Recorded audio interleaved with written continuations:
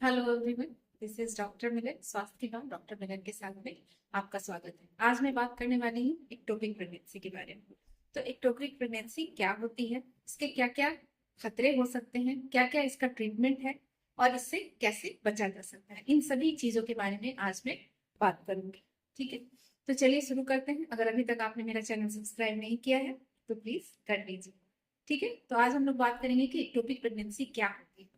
जैसे कि आपको नाम से ही पता चल रहा है कि एक्टोपिक प्रेगनेंसी का मतलब होता है कि बच्चा जो है, जो उसकी जगह है, जो बच्चेदानी होती है उसमें ना इम्प्लांट होकर के, वहां नहीं ग्रो करके, ये जो है बच्चेदानी के बाहर ट्यूब में या फिर ओवरी में या फिर कभी कभी सर्विक्स में ये इम्प्लांट हो जाता है। कभी कभी तो ऐसा देखा गया है कि ये जो है आपका कोई भी विसरल ऑर्गन जैसे लीवर से लेकर के एब्डोमिनल प्रेगनेंसी हो सकती है और पूरा का पूरा बच्चा जो है माँ के पेट में यूट्रस के बाहर ग्रो कर सकता है। बट ये बहुत ही रेयर केस है, अभी तक एक दो तीन ही रिपोर्टेड केस है इन द वर्ल्ड। तो आज हम लोग बात कर रहे हैं किस चीज के लिए, एक्टोपिक प्रेगनेंसी के बारे में, जो कि ट्यूब में हम लोग समझते हैं, जिसको कि मोस्ट कॉमनली जो है ट्यूब में बच्चा फंस जाता है, कि बच्चा का जो इम्प्लांटेशन है प्रॉपर यूट्रस में नहीं होकर के बच्चेदानी के बाहर ट्यूब में या फिर ओवरी में या सर्विक्स में कहीं भी हो सकता है। ठीक है, तो इसका क्या क्या जो है सो प्रेडिस्पोजिंग फैक्टर होते हैं, मतलब कि क्यों जो है ये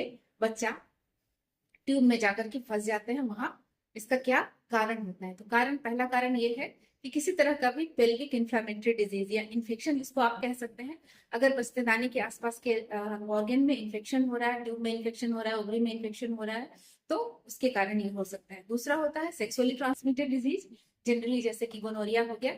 उसके बाद भी जो है बच्चेदानी में इन्फेक्शन होने के कारण ट्यूब में इन्फेक्शन होता है और ट्यूब चिपकने के चांसेस होते हैं। तीसरा मोस्ट इंपॉर्टेंट होता है ट्यूबरकुलोसिस। ट्यूबरकुलोसिस में भी जो है आपकी जो ट्यूब होती है वो कम्प्लीटली जो है सो खराब हो जाती है, उसका जो सरफेस होता है, उसका जो एरिया होता है वो सारा का सारा डिजीज हो जाता है। चौथा कारण हो सकता है कि अगर प्रीवियसली आपको कोई एक्टोपिक हुआ है तो आपको दोबारा में फिर से एक्टोपिक होने के चांसेस हो सकते हैं। उसके अलावा एक डिजीज होता है एंडोमेट्रियोसिस, उसमें भी एक्टोपिक की चांसेस बढ़ जाती है। तो ये सारे कारण हो गए कि एक्टोपिक क्यों होता है। कभी कभी नॉर्मल जो बच्चेदानी होती है उसका जो ट्यूब होता है वो काफी लंबा होता है, उसके कारण भी बिना किसी डिजीज के भी कभी कभी ऐसा देखने को मिला है कि एक्टोपिक प्रेगनेंसी हो सकती है नॉर्मल पर्सन में भी, जिसको कि प्रीवियसली किसी तरह का कोई डिजीज नहीं है। उसका एनाटॉमी ही इस तरह का होता है, उसका बच्चेदानी के बाहर जो ट्यूब होती है उसकी एनाटॉमी इस तरह की होती है कि उसमें जाकर के बच्चा फंस सकता है। तो ये सारे कारण हो गए आपको एक्टोपिक प्रेगनेंसी के। ठीक है, तो अब ये एक्टोपिक प्रेगनेंसी होती है बच्चेदानी के अंदर ना होकर के बाहर। तो कई बार आप आते हैं और कहते हैं कि अगर बच्चा फंस गया है ट्यूब में तो उसको सफाई करके हम लोग उसको निकाल दे, लेकिन ऐसा नहीं होता है, क्योंकि बच्चा जो है बच्चेदानी के बाहर है, आपके पेट को खोल करके ही उसको हम लोग बाहर निकाल सकते हैं। बच्चेदानी के थ्रू जब हम लोग जाते हैं बच्चेदानी को क्लीन कर सकते हैं, लेकिन इसमें हमको आपको पेट खोल करके फिर आपकी ट्यूब की सर्जरी करनी होती है, उसको ट्यूब से बच्चा निकालना होता है, ट्यूब को कट करना होता है। तो ये जो सर्जरी है वो नीचे से नहीं हो सकती है, बिना पेट खोले हुए नहीं होती। ठीक है, उसके बाद आप अक्सर पूछते हैं कि तो क्या फिर जो आपके पेट में जो है इसमें क्या होता है कि बहुत सारा ब्लड जमा हो जाता है। अगर ये बच्चेदानी में बच्चा कंटिन्यू कर रहा है, बच्चा अगर फट गया, अंदर में ट्यूब इतना, उसका कैलिबर इतना ज्यादा नहीं होता है जिस तरह से बच्चेदानी का कैलिबर होता है, कि उसमें एक जो बच्चा है वो 3 किलो तक बड़ा हो सकता है। बट ट्यूब का कैलिबर काफी छोटा होता है, उसमें क्या होता है कि बच्चा फंसता है, उसके बाद 1.5 से 2 महीने ही ग्रो करता है।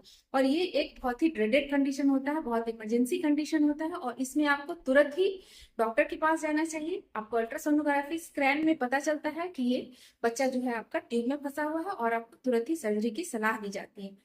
ये आप समझिए कि ये एक तरह की इमरजेंसी है। जितनी जल्दी आपको समझाया जा रहा है, कहा जा रहा है, उतनी जल्दी आपको इसमें प्रॉपर जो एडवाइस है वो लेनी है। इसमें क्या करते हैं हम लोग, जो इसमें बहुत ज्यादा ब्लीडिंग होने का चांसेस होता है, क्योंकि आपकी जो ट्यूब्स है उसकी जो ब्लड सप्लाई होती है वो फट जाती है और वहां से लगातार ब्लड ब्लीडिंग होना शुरू हो जाता है, जो जनरली यंग पेशेंट में ये देखा गया है। और उनकी बीपी काफी लो हो जाती है, ब्लड अरेंज करके इसको ऑपरेट करके निकाल देने ही में ही भलाई होती है, ये आपको समझना चाहिए।